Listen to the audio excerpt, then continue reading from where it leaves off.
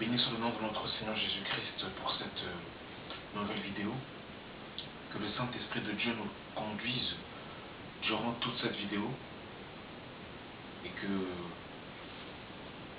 Satan ne vienne pas voler cette parole qui va être déposée dans notre cœur, que le Saint-Esprit prenne le contrôle de ce message et que surtout il dispose nos cœurs afin que cette parole puisse être assimilée mais surtout mise en pratique. La repentance véritable. Alors, frères et sœurs, il faut savoir que la repentance est la première chose élémentaire, fondamentale, que le chrétien doit au préalable effectuer lors de sa conversion. Vous savez pourquoi beaucoup de chrétiens ont du mal à servir le Seigneur? Pourquoi beaucoup de chrétiens retournent dans le monde? Pourquoi beaucoup de chrétiens sont ni froids ni chauds, sont tièdes? Parce que la repentance, le renoncement à soi n'a pas été véritablement effectué. Soit il a été fait partiellement, ou soit il a été juste confessé de la bouche, mais pas du cœur. Et nous devons, frères et sœurs, produire du fruit digne de la repentance.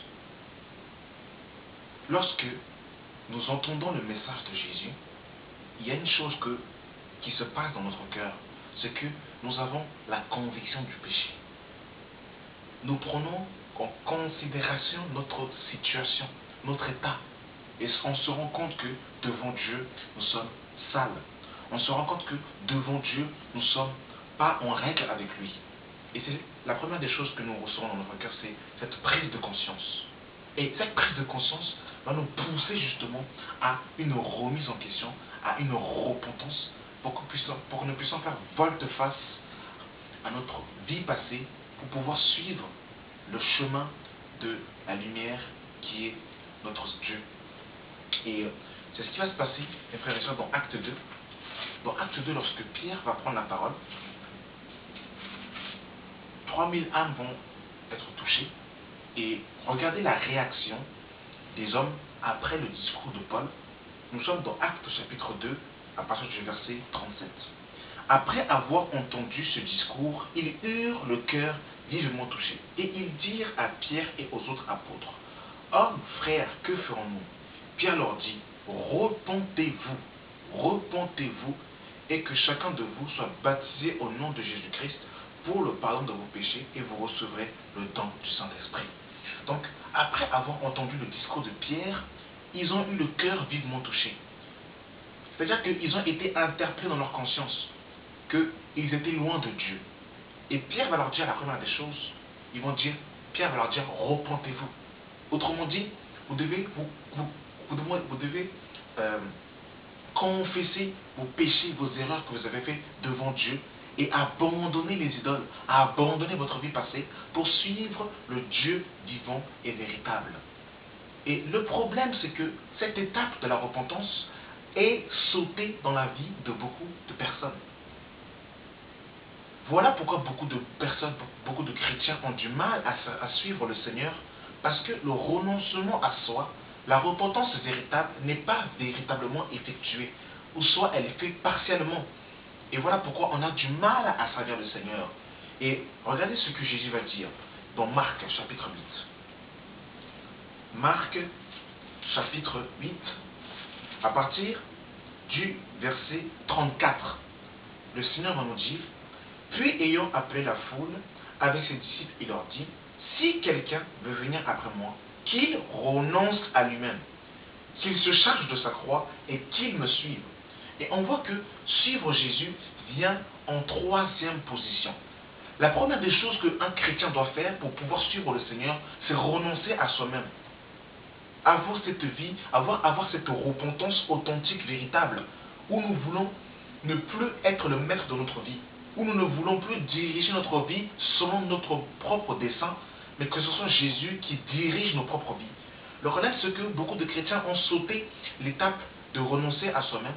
Ils ont sauté l'étape de porter leur croix et ils veulent directement suivre Jésus. Du coup, ils sont rattrapés par les soucis du monde. Ils sont rattrapés parce que En fait, ils ne portent pas le joug du Seigneur, mais ils portent leur propre joug. Et on ne peut pas suivre Jésus en portant notre propre joug, en étant nous-mêmes le chef de notre propre vie, en dirigeant nous-mêmes notre propre vie, et surtout en ayant notre propre volonté. En fait, ici, littéralement, quand le Seigneur dira que nous devons renoncer à nous-mêmes, c'est en gros ne plus marcher selon notre propre volonté.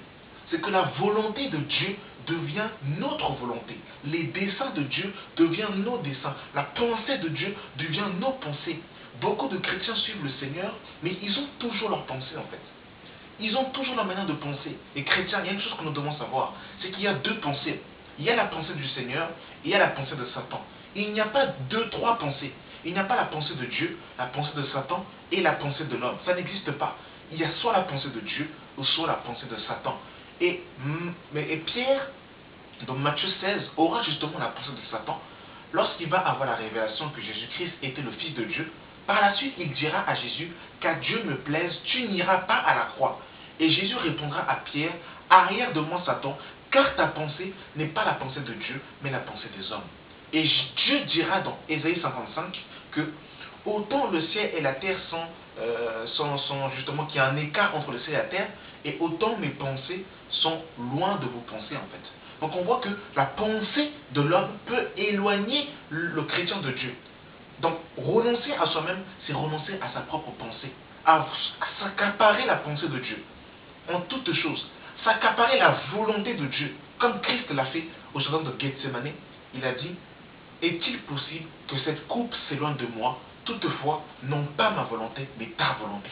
Nous devons renoncer à notre propre volonté pour embrasser la volonté du divin Maître, pour embrasser la volonté de notre Seigneur et Sauveur. Et c'est ça que le chrétien doit comprendre, le renoncement à soi-même. Et malheureusement, c'est là que ça coince ici, là. Ça coince à ce niveau-là. Renoncer à soi-même. La repentance véritable, ça coince à ce niveau-là. Et c'est à partir de là où nous avons renoncé à nous-mêmes que, justement, nous pouvons suivre le Seigneur. Et le renoncement à soi-même est une vie de tous les jours. Tous les jours, nous devons, justement, renouveler nos pensées dans le Seigneur. Tous les jours. Tous les jours, nous devons nous remettre en question, nous examiner. Nous examiner pour savoir si nous sommes dans la foi. Tous les jours, nous devons nous examiner. Faire, justement, un diagnostic de notre vie, de notre état, pour voir si, justement, nous sommes toujours en règle avec le Seigneur. Et Jean le Baptiste dira aux pharisiens, lorsqu'ils viendront près de lui pour se faire baptiser, Jean le Baptiste va dire dans Matthieu chapitre 3 à partir du verset 7, mais voyant venir à son baptême beaucoup de pharisiens et de sadducéens, il leur dit, race de vipères, qui vous a appris à fuir la colère à venir? Produisez donc du fruit digne de la repentance. Et ne prétendez pas dire en vous-même, nous avons pour père, nous avons Abraham pour père. Car je vous le déclare que de ces pierres, si Dieu peut susciter les enfants d'Abraham. Et la repentance véritable, authentique, produit du fruit. Le problème, c'est qu'aujourd'hui, beaucoup de chrétiens disent pardon au Seigneur par rapport à ce qu'ils ont fait, disent au Seigneur qu'ils n'iront plus en boîte de nuit, qu'ils ne seront plus adultères, qu'ils vont abandonner des pratiques mondaines. Mais le problème, c'est qu'il n'y a pas de fruit en fait. La repentance authentique, véritable, un véritable renoncement à soi-même produit toujours des fruits en fait. Une repentance ne peut pas que s'arrêter seulement aux lèvres, mais il va amener une vie, il va amener des fruits en fait. Et c'est ce que Jean le Baptiste dira aux pharisiens. Produisez des fruits dignes de la repentance. La repentance par excellence, le renoncement à soi-même véritable, produit toujours des fruits. Alors toi mon frère, ma soeur, si tu dis que tu as renoncé à toi-même, que ce n'est plus toi qui vis, que c'est Christ qui vit en toi, il faut que les fruits soient manifestes. Il faut que ta vie produise des fruits dignes de la repentance. Il faut que ce soit manifeste de tous. Comme justement Étienne, qui a été choisi par les apôtres, parce que Étienne était diacre. Étienne avait un bon témoignage. Et sa vie témoignait justement de sa véritable repentance, de son véritable renoncement à lui-même. Mais le problème de beaucoup de chrétiens, c'est qu'ils disent qu'ils ont renoncé à eux-mêmes, ils disent qu'ils ont demandé pardon à Dieu pour leurs péchés, mais malheureusement, il n'y a pas de fruits véritables. On ne voit pas les fruits, justement, de leur vie avant et après. Ils sont toujours restés la même personne. Il n'y a pas de transformation, en fait. C'est que la repentance n'est pas authentique. Et regardez ce que Romains chapitre 6 nous dira. Romains chapitre 6, le verset 22 nous dira: mais maintenant, étant affranchis du péché et devenus esclaves de Dieu, vous avez pour fruit la sainteté et pour fin la vie éternelle. Donc les fruits qui se manifestent, ce sont la sainteté, en fait. Ce sont la sainteté. On marche de progrès en progrès. On marche de progrès en progrès. Si on s'était par exemple converti le 1er janvier 2014, il faut que, par exemple, au 31 décembre 2014, il y ait un changement, il y ait une transformation. On ne peut pas rester la même personne. Je pêche, je me repens, il n'y a pas d'évolution, je reste la même personne, j'ai la même attitude, le même comportement, la même manière de parler, la même manière je dis toujours des gros mots, je suis toujours méchant. Il y a un problème, en fait. Il y a véritablement un problème. Il faut véritablement un changement, une transformation véritable. Et cette transformation, c'est tous les jours de notre vie. Ce n'est pas seulement quand on est dans l'assemblée avec les frères et les sœurs. C'est tous les jours, à l'école, sur le monde, dans le milieu du travail, à la maison, lorsque nous sommes seuls, partout où nous sommes, nous produisons ces fruits de la repentance et nous manifestons le caractère de Christ. Et c'est ça, mes amis, malheureusement, qu'aujourd'hui, malheureusement, nous ne voyons plus. C'est ça le problème. Nous ne voyons plus ces choses. Et le renoncement à soi-même fait partie des 6 fondements élémentaires, en fait. Nous sommes dans Hébreux 6. Hébreux chapitre 6. À partir du verset 1, qui nous dit: c'est pourquoi, laissons les éléments de la parole de Christ, tendant à ce qui est parfait, sans poser de nouveau le fondement du renoncement aux œuvres mortes. Le renoncement aux œuvres mortes est la première fondation et le premier fondement élémentaire pour le chrétien, le renoncement aux œuvres mortes. Renoncer justement à ce qui ne plaît pas à Dieu. Renoncer aux œuvres impies pour chercher la volonté de Dieu, pour chercher à plaire au Seigneur en toutes choses. Et c'est ce que nous devons faire. Nous devons avoir une vie de transformation. Ce n'est pas normal qu'un frère dans le monde tromper sa femme, insulter sa femme, il se convertit et il ne change pas, il a toujours la même attitude.